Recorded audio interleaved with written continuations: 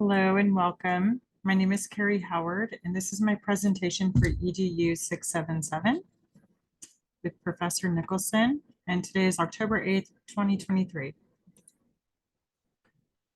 First of all, AAC devices and technology are any tools or strategies that can help students with communication challenges, including those with autism, to be able to express themselves and communicate more effectively. So these devices can range from simple tools, no tech solutions, to high tech, very sophisticated options nowadays. So in this presentation, we'll look at both low tech and high tech options to address the following areas of need for students. We're going to look at communication and language, academic and cognitive needs, community-based instruction, and independent living skills. We're going to look at some both high and low tech examples. I'm going to kind of paraphrase a little bit. There's a lot more information on the slides. There'll be a link included. I'm going to kind of paraphrase and go through these quickly because I don't want this presentation to take too long. But according to Perret and Peterson-Carlin in 2007, an AAC is any item or piece of equipment or product system, whether acquired commercially or off the shelf, modified or customized, that is used to increase, maintain, or improve functional capabilities of individuals with disabilities. So there's no tech, low tech, or high tech.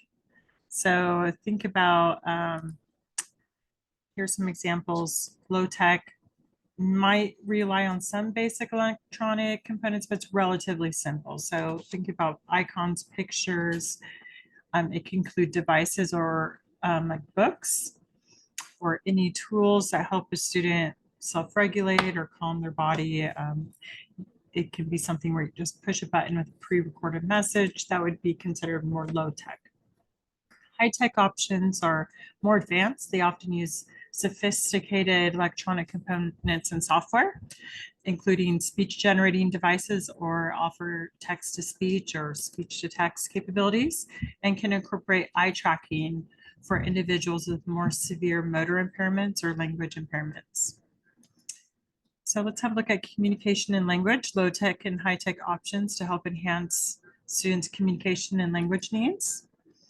So here's an example of something for like a 6-year-old student with autism who has limited and verbal communication needs. How would you help enhance your communication and language with the use of a low tech option? So for this student, you can use something like a communication board. So you can laminate just this piece of paper or have it available. The student can point to simple pictures to request their wants and needs, or activities, or snacks or toys. They can answer simple questions, such as even pointing to yes or no, or questions about a story. You can initiate social interactions with peers, even for a student who's pretty limited in their verbal. That's a low-tech option for enhancing communication and language. Here's another low-tech, such as a communication notebook. Again, for another student, you can have like a little notebook, similar to a board, but there's more options here. So the more icons a student has access to, that facilitates greater, deeper language development. So you could have these categorized. You can string together sentences for students. You can use that device to answer questions. That's a low-tech example. Here's a high-tech example for communication and language using a Proloquo to Go app on an iPad, which is enhanced with lots of icons and folders on here, and it's a high-tech device. So it helps a student participate and engage in the classroom lessons, answer questions, enhances vocabulary development. So here we're seeing the communication, the language being enhanced. And another example is using Touch Chat HD, similar to the Proloquo to Go, but it's more to facilitate quicker interactions. So you have the pages on there. You can talk to friends, tell friends about yourself. It also helps with visual support, such as schedules and visual cues in the classroom. So that helps with communication and language needs. Next, we're going to look at low tech and high tech options for academic, to address the academic and cognitive needs for students. Here's a low tech example. for academic skills, having something like a little communication folder. So in this folder, you can see you can have a visual schedule for the student here, lining up, outlining exactly what the routines and the sequence of their daily activities will be. You can have little reference sheets like this one. You can see numbers and colors. You could have math facts, vocabulary cards, sight words, key academic concepts, things like that. Also visual cues for appropriate classroom behavior like quiet hands, brain thinking, body calm. You can have little things in there to help support a student's learning in the classroom. There's another low-tech example, something we might not think about as being AAC, but again, going back to that initial definition of what an AAC, word walls help support language for our students with language deficits, our students with ASD and communication difficulties, and also academic challenges. A word wall can help our students with their automaticity, with reading. It helps support sight word recognition. It also could be like a little reference wall for students to help them with the task of writing and also spelling. You can use these lists for spelling practice. You can also help to enhance their oral reading fluency and also their reading comprehension when they're not trying to sit there and decode words. They're more fluent, which also enhances their reading comprehension. Here's some high-tech examples. So Proloquo To Go app also helps with communication needs in the classroom with academic and cognitive.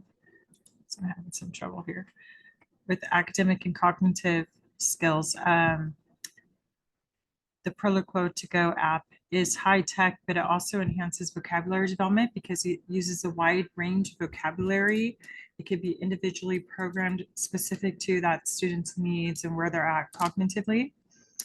It can help support social situations to help them engage with peers and interact with others, participate in those class discussions on grade level topics.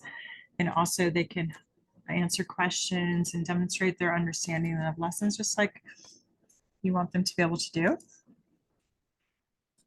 Another high-tech AAC example to support academic and cognitive skills are Adobe Dynavox. It's similar to the Proloquo 2, it's a little different. The student would have access to visual support such as schedules and transition activities. It helps to enhance comprehension with that text-to-speech capability so it can read things aloud to the student. It can enhance a student's ability to communicate with the built-in text and speech features and help practice reading and writing because you can actually write into the tablet things, and it can enhance vocabulary through vocabulary building apps that are built right into the system. So some of those high-tech options have really great capabilities nowadays, and they continue to impress me and improve. Now this is more of a transition stage for our students. How can we support our students with community-based instruction and independent living skills? For our students who have communication needs, but they're working on building their independent living skills, or they're a little older now. So these are maybe for a little older student who still has communication needs.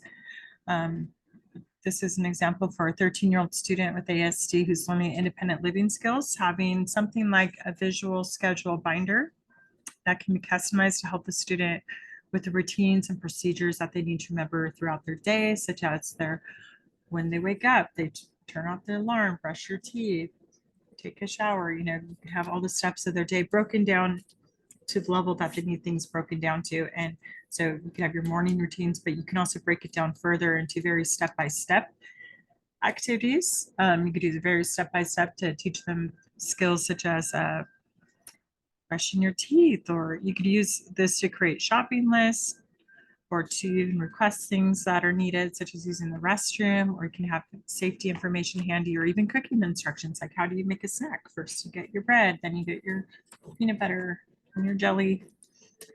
Another low-tech example for community-based instructions and independent living is something like a life skills planner, something that helps a student learn about things they need to learn about to prepare them for independent living. So depending on where the student is at, you could teach them how to ride a bus, or how to apply for a job, or the steps they need to take, or if they're more cognitively low, you know, how do I find the remote control? Which room would a remote control be in? Like, which room would a pillow be in? So you could teach them different rooms of the house. The goal would be to help a student be as independent as possible. So the planner would be individualized to the student's needs. You can also do a sequence of chores. So this is just kind of putting things more in a book format or in a planner format, but you could also put individual schedule cards or sequence of events. Again, it's just another low-tech example. A high-tech example of something that can be used in the community is, again, your Toby Dynavox. You could take that with you everywhere. They're built with real sturdy cases now, or you can buy those real sturdy cases that also stand up. So you could always have their words at their fingertips, or they can put it on them with a strap. So they can easily take this to the park. The student can still communicate their wants and needs while there, like I want to swing, or I want to play ball, I want to go down the slide, or I'm thirsty, I need a snack. So just facilitating those communicative exchanges with these are important, so that this, you might already know, well, the student's gesturing, but like for it to swing, but if you get the student to use their words, it's going to be much more meaningful and help them to transfer those skills to somebody, generalize those skills to somebody who might not understand what they want, so they can learn how to communicate with others that way. And here's another high-tech example of a way to use a Proloquo to Go app for a student who's 15, working on independent living skills. So this student could have his Proloquo to Go app installed in their tablet. And there's many embedded independent living skill supports in there, such as daily living routines, hygiene schedules, meal preparation, chore charts. It can enhance communication with text-to-speech options. Also has a GPS navigating system, I found out when I was researching this, that can help a student locate things like the grocery store, and they can learn, you know, how many miles to get there, or how much gas will I need, or which bus route to take, or how do I get to the bank or the library or the park. You can create shopping lists on there, very useful things like that.